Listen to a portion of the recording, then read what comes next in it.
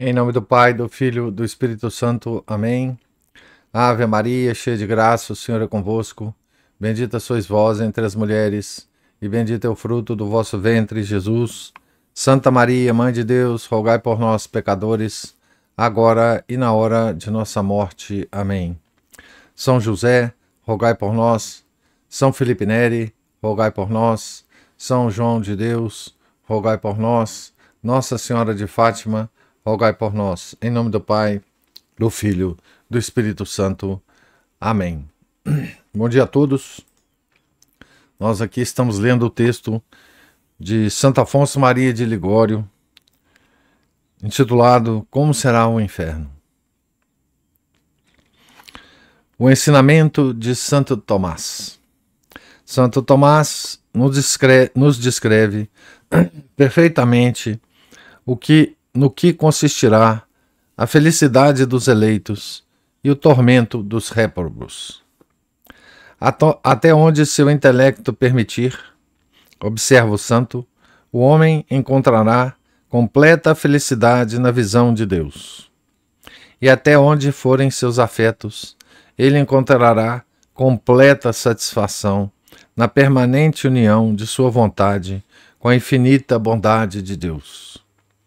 Por outro lado, o tormento do condenado consistirá em ser privado de toda luz divina em sua inteligência e encontrar seus afetos obstinadamente afastados da bondade divina. Em outro lugar, o santo doutor ensina que, embora o castigo do fogo seja aterrorizante, essa separação de Deus é, todavia, um tormento ainda maior que o do fogo. A pena de dano, separação infinita de Deus. Deus faz o paraíso.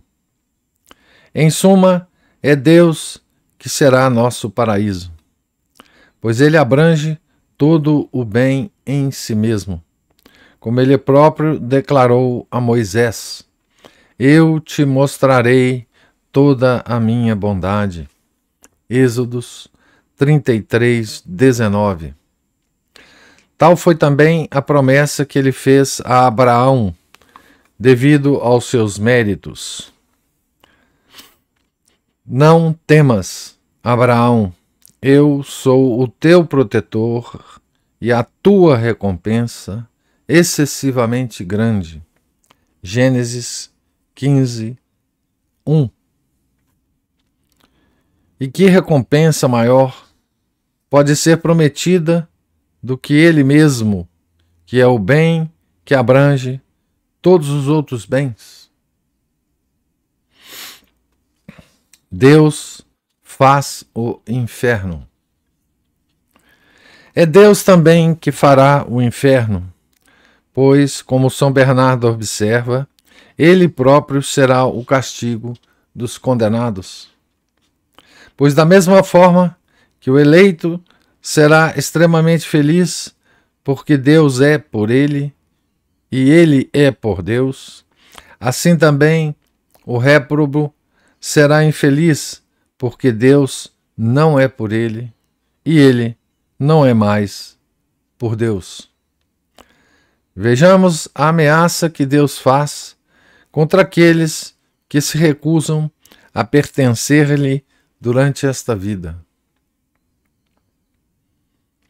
Põe-lhe o nome de não meu povo, pois vós já não sois meu povo, e eu não sou mais vosso. Isso aí é da boca do profeta, Oséias 1, 9. É nisto, portanto, que o tormento dos condenados consistirá. Na primeira frase de Jesus Cristo, na primeira frase que Jesus Cristo irá proferir para seus inimigos: afastai-vos vós de mim e ide para o fogo eterno. Essa separação eterna constituirá o inferno para os condenados. A escolha eterna é feita durante a vida. Pois na vida presente, os pecadores, cegos pelos bens aparentes da terra, escolhem viver afastados de Deus e voltam suas costas para Ele. E Deus, que não pode conviver com o pecado, ao querer entrar em seus corações para salvá-los, é repelido por eles que não se constrangem em exclamar: retira-te de nós, pois não queremos saber nada dos teus caminhos. Jó 21, 14. É isso que os réprobos falam para Deus, né? Retira-te de nós, pois não queremos saber nada dos teus caminhos, dos caminhos de Deus, né? É isso que os pecadores contumazes falam, repetem para Deus ao longo da vida, né? Afastai-vos de nós, isso aí é Jó 21, 14, né? Afastai-vos de nós, pois não queremos seguir vossos caminhos, mas sim o nosso, bem como nossas paixões e nossos prazeres. A grande maioria desses pecadores, diz a Sagrada Escritura, acordarão uns para a vida eterna e outros para a vergonha, o horror eterno. Deuteronômio, capítulo 12, versículo 2. Sim, esses desafortunados agora dormem no pó de sua cegueira, mas na outra vida acordarão e perceberão o imenso bem que perderam ao se afastarem voluntariamente de Deus. Eu quero fazer uma observação aqui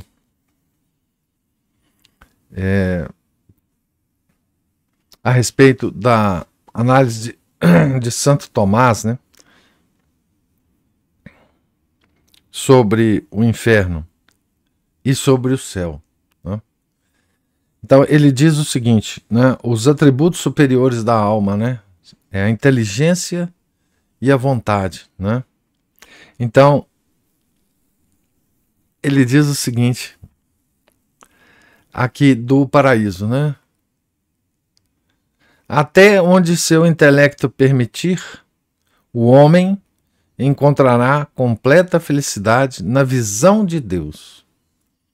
Então, a visão de Deus no paraíso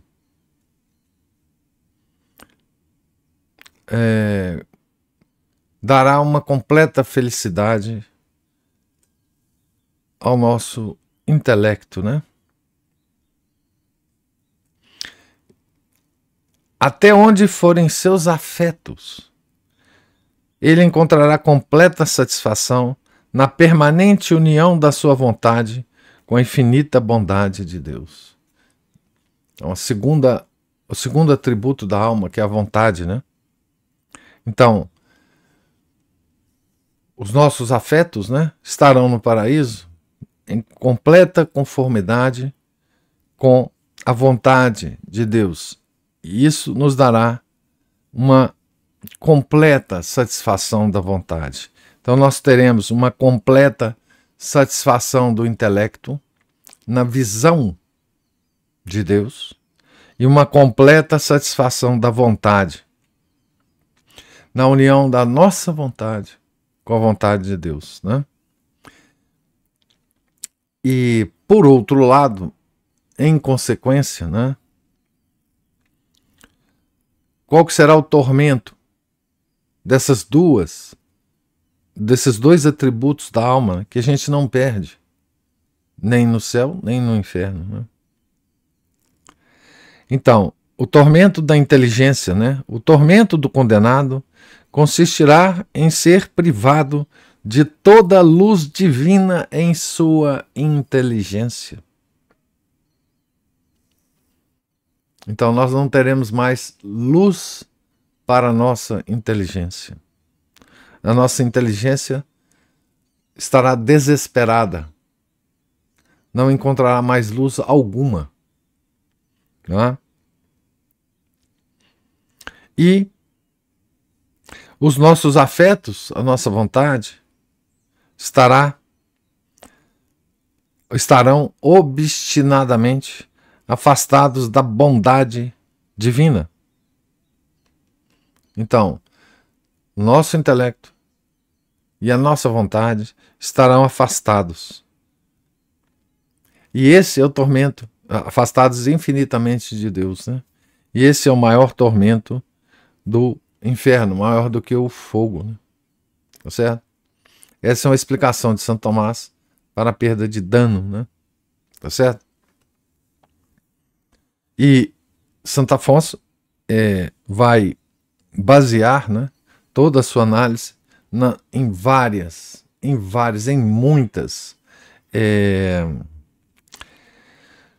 em muitas citações bíblicas, né? A maior pena do inferno.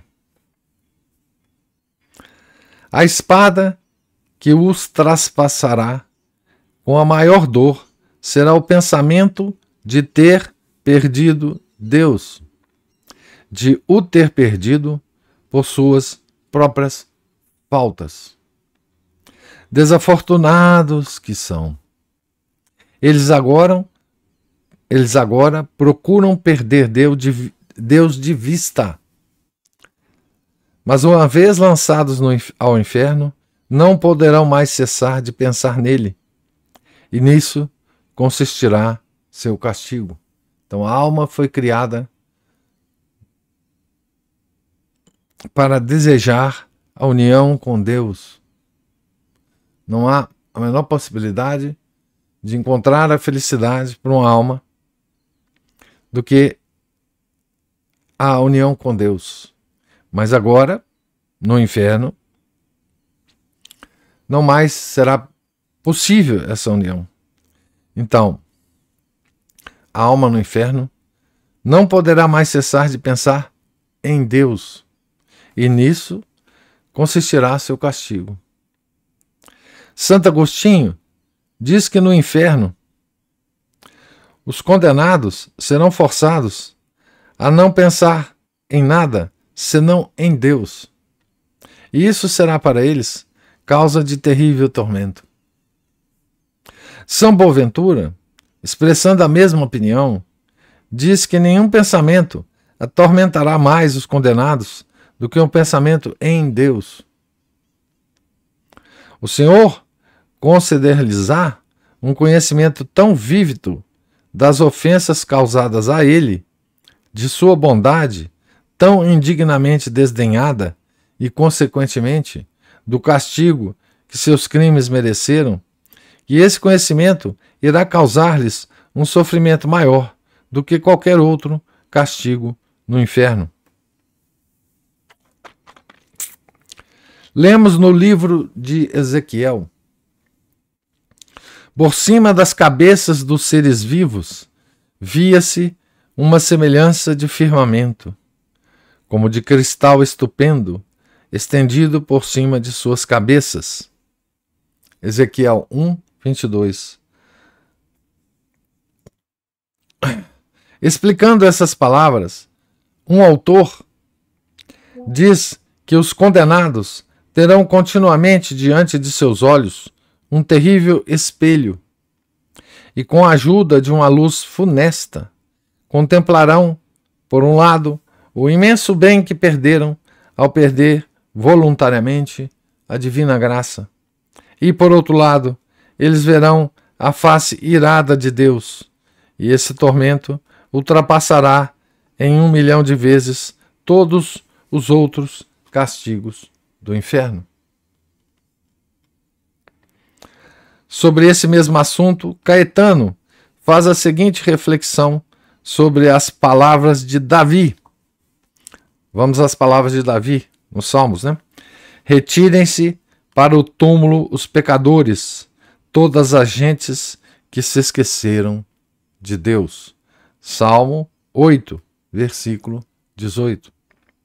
O profeta diz, esse autor, não fala aqui de uma mudança no coração ou de conversão, mas do espírito dos pecadores. Pois assim como os pecadores não querem pensar em Deus durante suas vidas, para não se verem forçados a renunciarem às suas paixões, eles serão forçados, não obstante eles mesmos e por um justo castigo, a pensar continuamente em Deus no inferno. Eles desejarão impedir toda lembrança de Deus em suas mentes, mas serão forçados a pensar sempre nele, recordando assim todos os benefícios que receberam de Deus, bem como as ofensas que cometeram e pelas quais se separaram dele por toda a eternidade. Continua Santo Afonso descrevendo aqui, não é? A pena de dano, não a pena dos sentidos, né? Mas a pena de dano. Os condenados não se esquecem. Consideremos agora a condição da inteligência dos condenados no inferno. Santo Tomás diz que os condenados serão capazes de recordar todos os assuntos de conhecimento natural que adquiriram aqui na terra, pois esse conhecimento adquirido permanecerá em suas almas após a morte.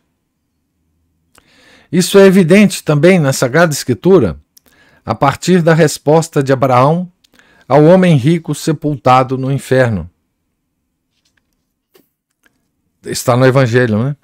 Filho, lembra-te que recebeste os teus bens em vida. Lucas 16, 25. Esta, portanto, é a conclusão do doutor Angélico. Assim como para os eleitos não haverá nada que não seja motivo de felicidade, assim também para os condenados não haverá nada que não seja motivo de tormento. Por isso, os condenados preservarão em suas memórias as coisas que eles sabiam na terra, não para seu consolo, mas somente para aumentar seu tormento.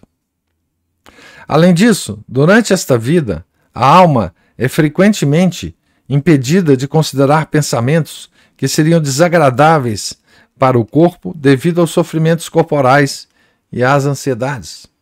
No inferno, porém, a alma não mais estará sujeita a essa influência do corpo. Portanto, no inferno, a alma não mais será impedida de considerar as coisas que são motivos de tortura para ela.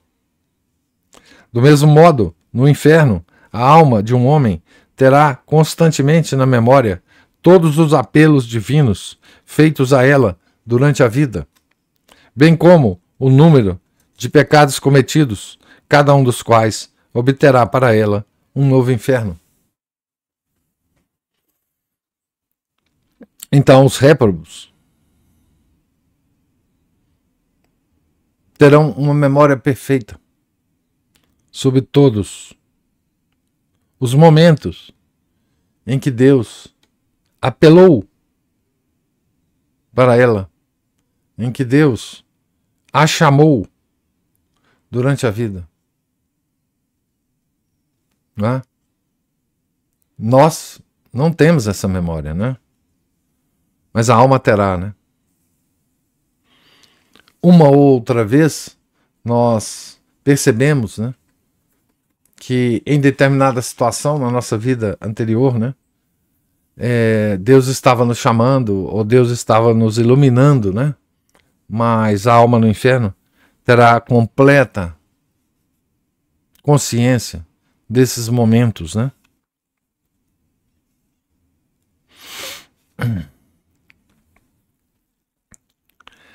Os condenados não sabem nada sobre nós.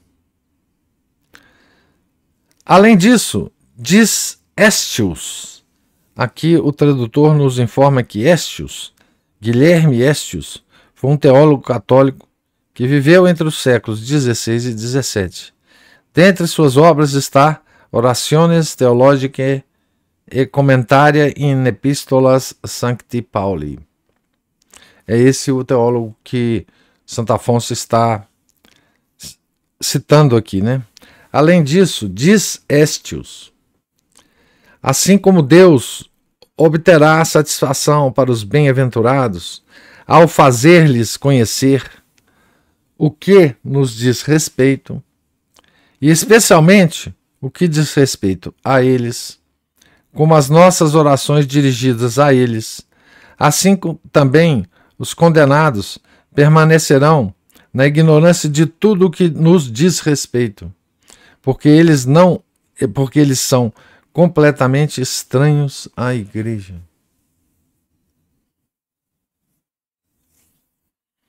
Sobre nós que estamos na igreja, né?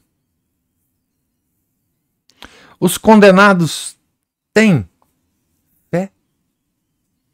Essa é uma pergunta, né? Pode-se perguntar se aqueles cristãos que tinham fé durante esta vida e que não a perderam nem por apostasia, nem por heresia, a preservarão no inferno.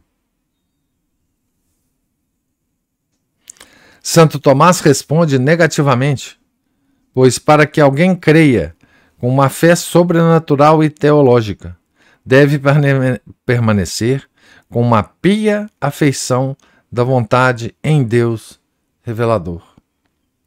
Essa pia afeição, contudo, é uma graça de Deus, da qual ele priva os condenados, assim como os demônios. Eles, todavia, creem por um tipo de fé natural, para a qual eles são forçados pela evidência dos sinais externos, embora essa fé não seja sobrenatural. É nesse sentido que São Tiago escreve que também os demônios creem e tremem. Tiago 2:19. Querendo dizer que a fé deles é forçada e temerosa. Os condenados verão ou contemplarão um dia a glória dos bem-aventurados?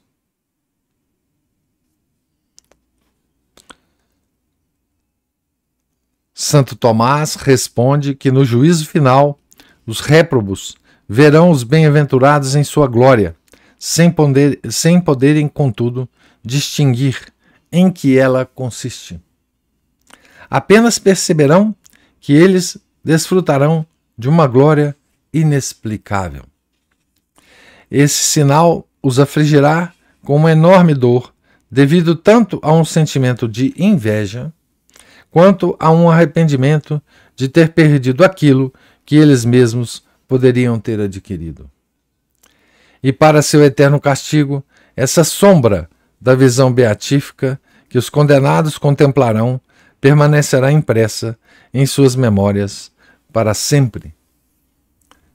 Então, depois do juízo final, né, ou durante o juízo final, é que os réprobos terão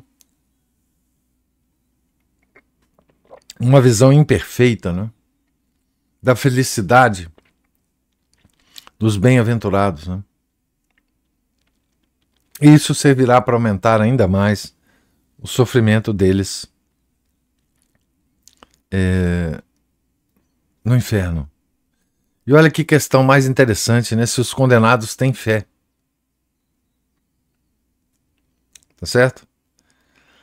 Por causa exatamente da afirmação de São Tiago, né? Também os demônios creem e tremem.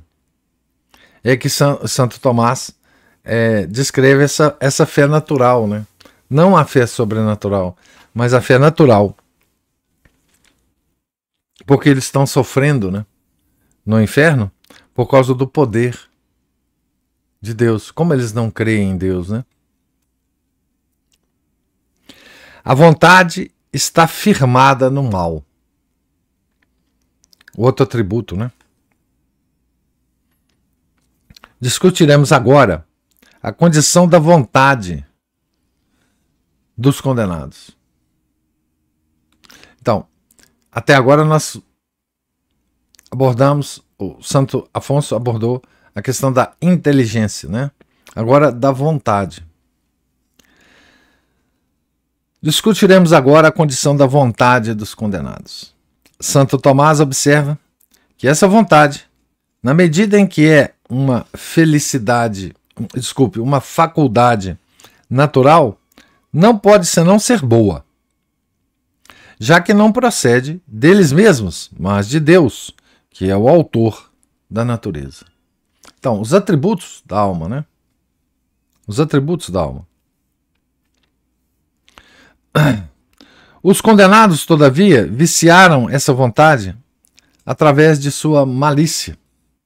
Assim, quando nós consideramos a vontade dos condenados em seu uso, ela não pode ser senão má, pois é completamente oposta à vontade de Deus e é obstinada no mal. Portanto, o atributo é um bom atributo porque foi criado por Deus. O uso é um mau uso, porque é um uso feito pelos réprobos. De onde, contudo, provém a obstinação no mal, né? Silvius, que nos informa o tradutor aqui, ele vai citar Silvius, Francisco Silvius, contemporâneo de Estius, que é o outro que ele cita, né? Foi também um teólogo católico e um grande comentador da obra de Santo Tomás de Aquino. Então, Silvius, em uma explicação muito clara, diz que a obstinação dos condenados resulta da própria natureza de seu estado. Pois, já que eles agora se encontram no término de sua existência e desprovidos de toda divina assistência, Deus, por um justo julgamento, abandona-os ao mal que eles voluntariamente escolheram e no qual desejaram terminar suas vidas. É natural que tudo, uma vez chegado ao seu termo, descanse nele, a menos que seja mudado por algum poder externo. Os condenados terminarão suas vidas com a vontade depravada na qual morreram, e Deus resolveu deixá-los à mercê do mal que eles próprios escolheram. Assim como os bem-aventurados não podem nunca possuir uma vontade má, porque estão sempre unidos a Deus, assim também os condenados não podem nunca voltar sua vontade para Deus e, consequentemente, serão sempre infelizes, porque são obstinada e irrevogavelmente contrários à vontade divina. Os condenados desejam o mal para os outros? Então, tudo aqui a ver com a vontade, né? Os condenados desejam o mal para os outros? Devido a essa vontade má dos condenados, podemos nos fazer a seguinte pergunta: eles desejam que todos os homens sejam também condenados? Santo Tomás responde que sim, devido ao ódio que os réprobos têm a todos os homens. Porém, apresenta-se aqui uma dificuldade. À medida que o número de condenados aumenta, o castigo de cada indivíduo é agravado. Como então podem desejar que seus próprios tormentos sejam aumentados? Santo Tomás diz que seu ódio e sua inveja são tais que preferem sofrer mais cruelmente com muitos outros do que sofrer menos sozinhos. E pouco importa para eles que entre esses a quem desejam a perdição estejam aqueles a quem amaram durante a vida. Pois, nota o Santo Doutor, toda afeição que não tem base no amor de Deus desaparece facilmente. Do contrário, a ordem da justiça e do direito seria revertida no inferno. O caso do rico no inferno. Se tal é o caso, como podemos então explicar a solicitude do miserável homem rico no inferno, que suplicou a Abraão para enviar Lázaro a seus irmãos na terra e adverti-los a fazer penitência para que não fossem eles também sepultados no inferno? Santo Tomás explica que a inveja dos condenados é tal que prefeririam ver todos os homens perdidos, mesmo seus próprios parentes. Porém, já que isso é impossível, e já que eles estão arraigados em seu amor próprio, preferem ver seus parentes livres do inferno em detrimento dos estranhos, pois seriam ainda mais atormentados pela inveja se contemplassem aqueles que amaram, condenados, e os estranhos, salvos. Essa é, portanto, a razão da preocupação do homem rico sobre a salvação de seus irmãos. O doutor Angélico acrescenta que esse réprobo desejou ver seus irmãos escaparem do inferno para que seu próprio castigo não fosse agravado pela condenação deles, já que, devido ao seu mau exemplo, ele tinha dado ocasião para a condenação dos irmãos. Então, essa aparente boa intenção do rico, né,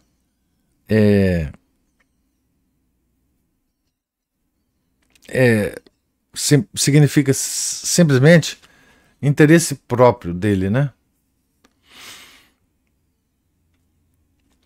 Os condenados se arrependem do pecado? Podemos também nos perguntar se os condenados se arrependem do pecado, dos seus pecados. Santo Tomás responde que um homem pode se arrepender de suas faltas de duas maneiras, direta ou indiretamente. Ele pode se arrepender diretamente na medida em que o faz por um sentimento de aversão ao pecado cometido. Nesse sentido, o condenado não pode se arrepender de seus pecados, pois desde que se encontra confirmado em sua vontade perversa, ele ama a malícia de suas faltas. Porém, pode se arrepender indiretamente na medida em que detesta seu castigo, do qual seu pecado é a causa. Assim, os condenados não se arrependem de seus pecados quando consideram a sua malícia, mas detestam seu castigo, que nunca poderá cessar, porque seu pecado durará para sempre. Olha que coisa interessante, né?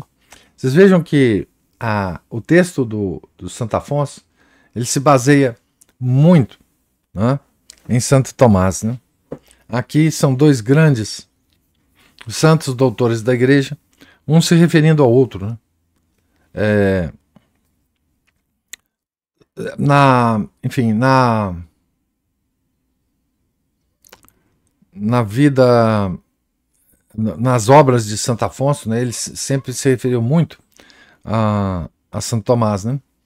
E ontem foi dia de festa de Santo Tomás e tem uma meditação de Santo Afonso sobre São Tomás extraordinária, né?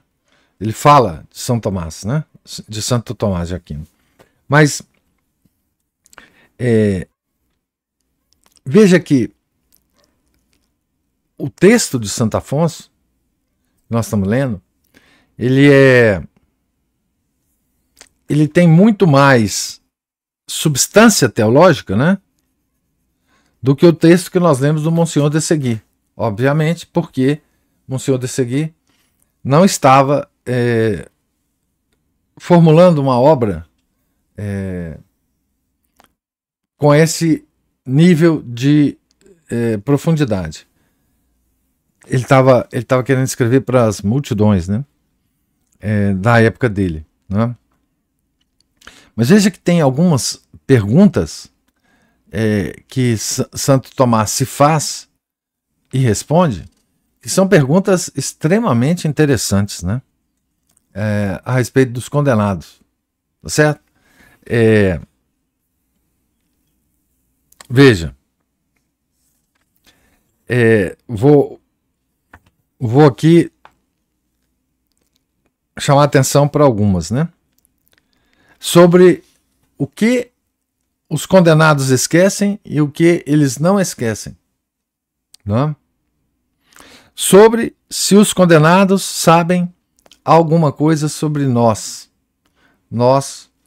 da igreja, não é? Sobre se os condenados têm fé. Olha que coisa mais interessante, né? Sobre a vontade dos condenados. Por que ela afirmou-se no mal, não é? Sobre se os condenados desejam mal para os outros e, se desejam, não é? Por que aquele homem rico do Evangelho se preocupou em avisar os irmãos sobre, ou alertar os irmãos sobre o inferno, né? É o mesmo caso da carta do além. Se nós tivermos ainda tempo, essa quaresma, nós leremos aqui, né? Que é uma amiga que morre e que avisa a outra a respeito do inferno, que alerta a outra a respeito do inferno e como ela está vivendo no inferno, né? E agora, nessa última pergunta aqui, se os condenados se arrependem do pecado. Olha que coisa. E olha que sutileza, que detalhamento que Santo Tomás nos ensina, né? A partir de que detalhamento ele nos ensina, né? Tem duas formas de se arrepender, né? Do pecado cometido. Olha que coisa incrível, né? Então, existe uma forma de arrependimento que é um sentimento de aversão ao pecado cometido. É esse arrependimento que a gente espera que nós tenhamos em todas as nossas confissões, né? Então, nesse sentido, no sentido do arrependimento que nós temos, ou que devemos ter em todas as nossas confissões, o condenado é impossível que ele tenha esse arrependimento. Tá certo? Porque ele ama a malícia dos seus pecados. Tá certo? Então esse arrependimento ele não tem. Ele não tem aversão pelo pecado cometido por ele na terra. Tá certo? Ele ama o pecado. Tá certo? Mas ele detesta o castigo correspondente ao pecado. E detestando o castigo que ele está recebendo do pecado, de certa forma, ele se arrepende do pecado cometido. Porque esse pecado é o que está sendo a origem dos sofrimentos dele. Tá certo? Então veja que sutileza, né? É por isso que eu digo que a doutrina da igreja é, de certa forma, tão sutil que gente tosca, como os protestantes, não é tosca intelectualmente, é tosca na alma, né? Eles não conseguem entender essas sutilezas da doutrina da igreja, mas é nunca. Porque seguem aquele homem tosco, né? Que foi o fundador deles lá, o Lutero, né? Que não tinha nenhuma sutileza mental, né? Nem de inteligência, nem de vontade, né? Mas eu vou terminar por aqui, porque nós, na próximo nosso encontro, nós terminamos esse texto e talvez já comecemos o outro texto, que é sobre o número dos eleitos, né? Tá certo? Então, gostaria de ouvir agora, se houver, os comentários ou observações que vocês teriam sobre a leitura de hoje.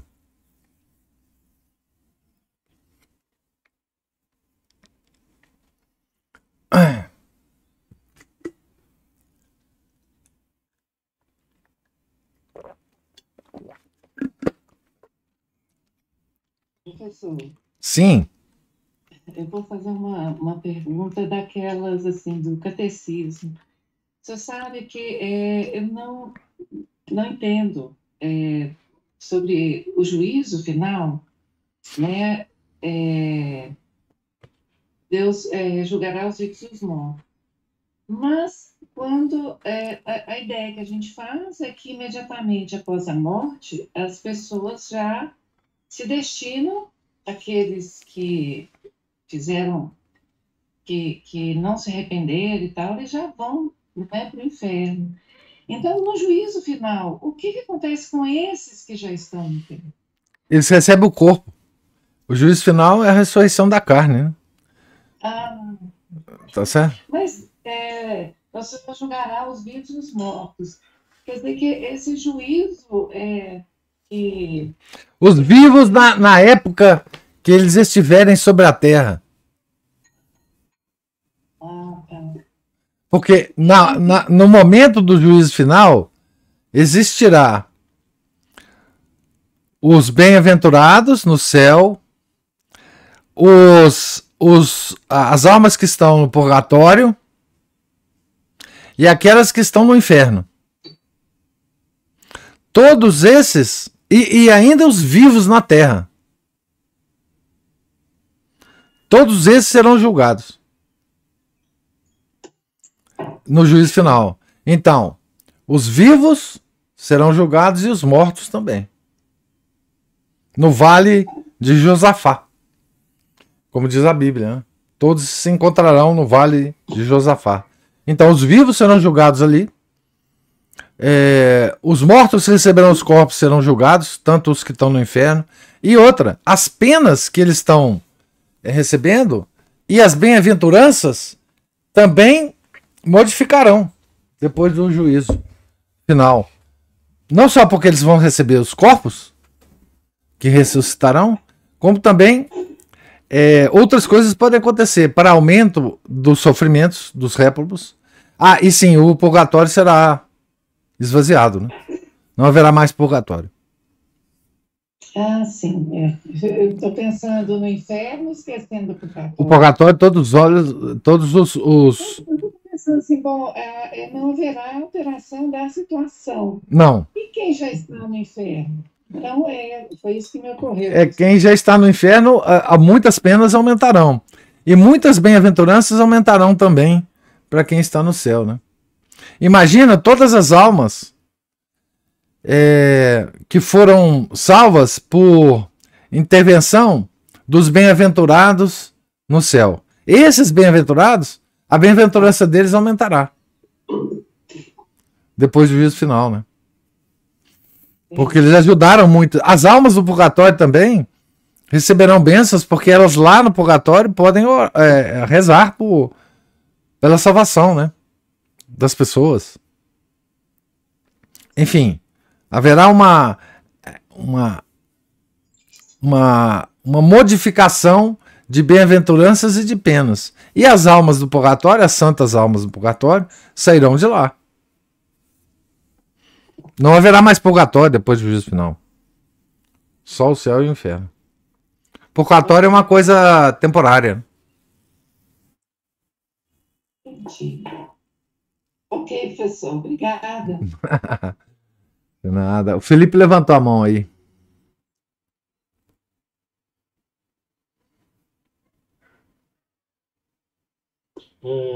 Meu celular tem que ter paciência com ele é meio lerdinho.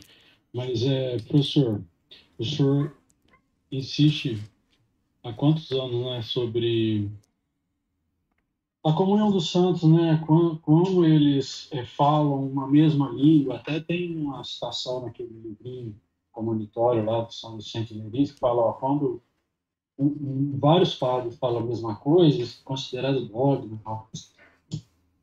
Aí, assim, hoje eu percebi também essa comunhão, né? O Santo Afonso citando o São Tomás, e assim, até no início, quando começou a citação de São Tomás, eu falei, será que o autor do livro está citando São Tomás? Mas não, o senhor esclareceu que é o próprio Santo Afonso citando São Tomás, então eles recorrem um ao outro. falou de São João Boaventura, então, Santo Agostinho, São Boaventura, São Bernardo, Santo Tomás, cita os teólogos. E assim, e quanto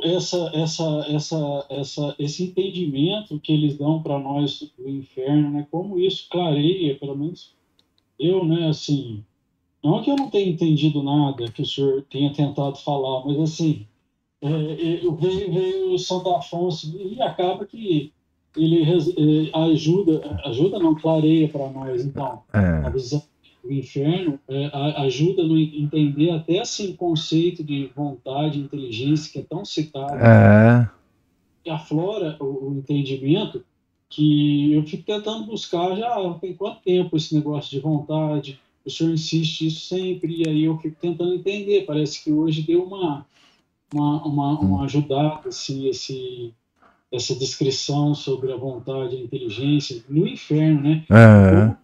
No inferno, a gente tem essa consciência do inferno, tá tudo ligado, né? Porque se a gente tem consciência do inferno, a gente vai ter temor, né? De ir para lá. Salvar, a gente vai fazer jejum, então é uma coisa ligada na outra, né? É a igreja integral mesmo. Exatamente, o espírito de Quaresma. Esse espírito nós estamos tendo na Quaresma. É isso mesmo. E é assim, à medida que a gente vai lendo sobre o inferno, dos vários autores, né, a gente vai tendo um entendimento mais global da situação das almas dos réprobos, né? E é óbvio, né, que os esclarecimentos de dois teólogos como esses dois, né, é muito proveitoso para nós, né? Embora aquela linguagem do Monsenhor de Seguí seja maravilhosa, né, nos leve a entendimentos muito grandes, esse texto de Santo Afonso é muito legal, né, porque ele é preciso, né, ele tem precisões teológicas que às vezes falta a outras obras, não por deficiência do autor, né? É claro que Monsenhor de Seguí conhecia tudo isso que Santo Afonso está falando aqui, mas porque o objetivo do livro não era esse, né? Do Monsenhor de Seguí. Os próprios termos, né? Por exemplo, réprobo, eu não tinha uma noção desse termo, e isso ajudou a entender o que é o termo réprobo, né? É o condenado, né? É o condenado, é simplesmente isso. Sim. Mas é um termo mais teológico, né? Exatamente. É verdade. Isso mesmo.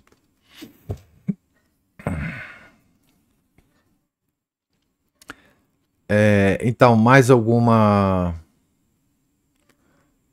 observação, algum comentário? Então, Deus lhes pague a presença, a paciência, os comentários, observações. Fiquem todos com Deus, tenham um santo dia, um santo final de semana. Em nome do Pai, do Filho, do Espírito Santo. Amém. Ave Maria, cheia de graça, o Senhor é convosco. Bendita sois vós entre as mulheres, e bendito é o fruto do vosso ventre, Jesus.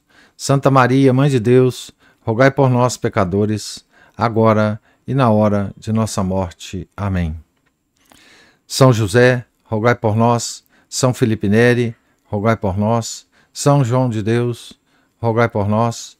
Nossa Senhora de Fátima, rogai por nós. Em nome do Pai, do Filho, do Espírito Santo. Amém.